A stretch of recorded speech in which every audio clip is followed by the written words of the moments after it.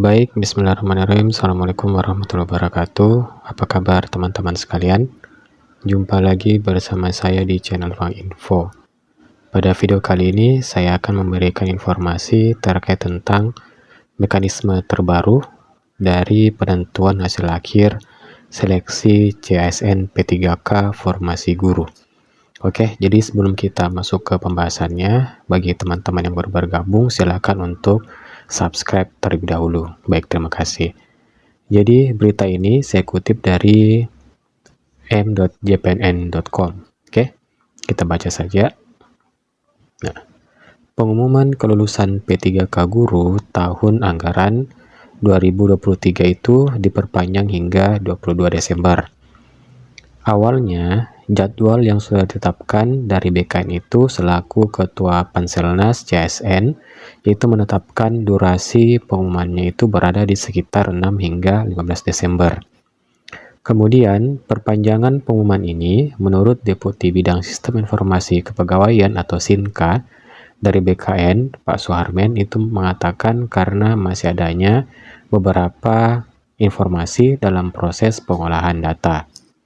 Lebih lanjut, untuk penentuan kelulusan P3K Guru, ini juga mengikuti aturan yang ditetapkan Menteri Pendayagunaan Aparatur Negara dan Reformasi Birokrasi atau Menpan RB Bapak Abdullah Azwar Anas. Seperti yang dikutip dari pernyataan Bapak Deputi Suherman kepada jpnn.com, itu beliau mengatakan bahwa Pak Menpan RB Azwar Anas sudah mengeluarkan aturannya pada 13 Desember untuk pengolahan hasil akhir seleksi P3K tahun 2023. Kemudian, lebih lanjut, Menteri Anas dalam suratnya nomor B-M.SM.01.00/2023 tertanggal 13 Desember 2023 menjelaskan bahwa pihak Kemenpan RB telah mengeluarkan teknis mekanisme pengolahan hasil akhir seleksi kompetensi P3K Teknis dan Tenaga Kesehatan. Begitu juga untuk seleksi P3K Guru pada instansi daerah tahun anggaran 2023.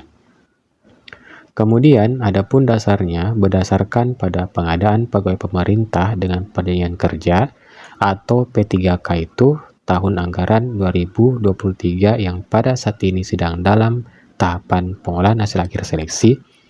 Kemudian juga menindaklanjuti dari Surat Direktur Jenderal Guru dan Tenaga Kependidikan Kemendikbudristek nomor 7282-B-1-KP.00.00/2023 tanggal 5 Desember tahun 2023 perihal usulan mekanisme penempatan pelamar ASN P3K Jabatan Fungsional Guru tahun 2023.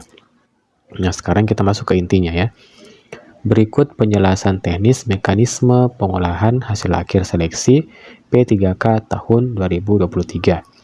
Jadi yang pertama itu ya, secara umum mekanisme pengolahan hasil akhir seleksi kompetensi itu didasarkan pada Peraturan Menpan RB nomor 14 tahun 2023.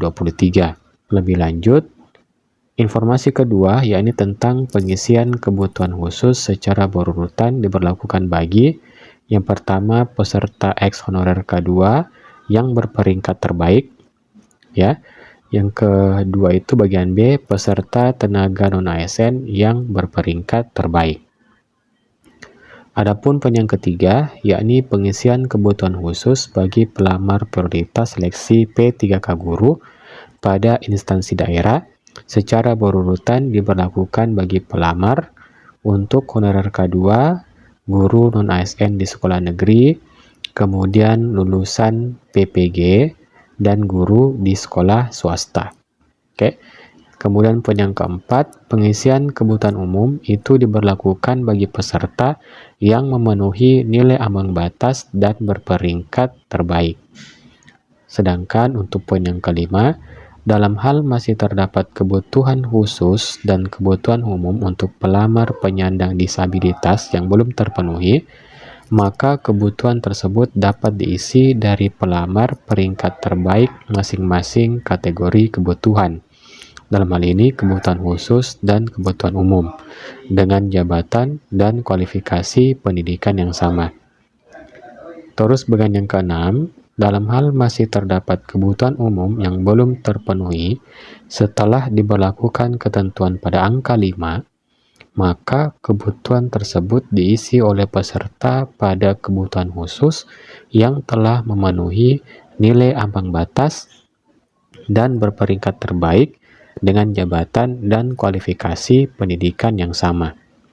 Kemudian yang ketujuh, selanjutnya bagi pelamar pada seleksi P3K guru yang melamar pada kebutuhan khusus maupun umum yang memiliki serdik atau sertifikat pendidik yang linear dengan jabatan yang dilamar dan terdaftar dalam pangkalan data Kemendikbudristek saat melamar kebutuhan jabatan fungsional guru itu mendapat nilai sebesar 100% dari nilai kumulatif paling tinggi pada kompetensi teknis. Oke. Jadi itulah tadi 7 buah poin yang nantinya akan dijadikan sebagai pedoman pengolahan hasil seleksi kompetensi P3K tahun 2023.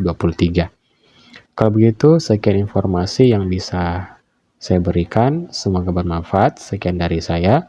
Wabillahi taufiq wal hidayah. Wassalamualaikum warahmatullahi wabarakatuh.